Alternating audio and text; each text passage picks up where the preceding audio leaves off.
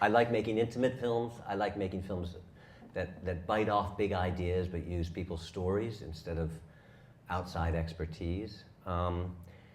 And I like collaborating. I mean, I could never have made this film without an incredible director of photography, a series producer, sound. I mean, I was kind of lost most of the time, to be honest. I definitely had a vision for it, but in terms of actually doing it, and so for whatever, there's not that many young students here, but I mean, I think collaboration is, I used to think I should be able to do it all, but collaboration is really the name of the game in this end of the media.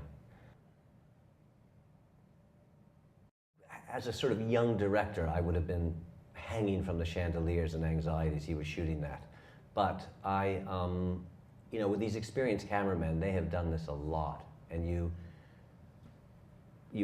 I basically step back and let them do it. There are times where I will say, look, I will adjust them, but for the most part, you let these guys get on with it, because I think with an observational film, you try to set the kind of the aesthetic of it, and then it is such a collaboration with the cameraman in terms of when to shift positions, when to start getting cutaways, and they, you know, the good ones, and frankly, I don't think he was one of the best, but as an aside, the good ones really have a kind of instinct for it.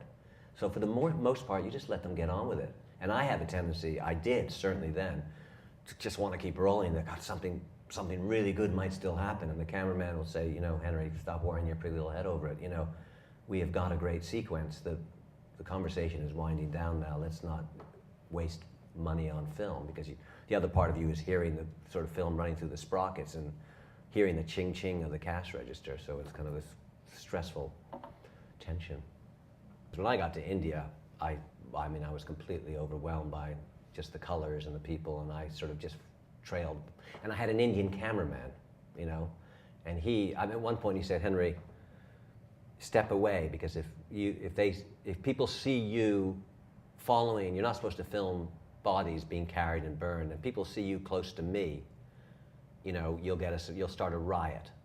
And he had done this before. He's a very famous DP, and he just talk about letting someone get on with something. I mean, I could have been back at the hotel eating breakfast, and he got just amazing images. And you know, again, it's getting advice on who to hire, really giving them a sense of your vision, and that, you know, particularly when you're starting out, and then just letting them get on with it.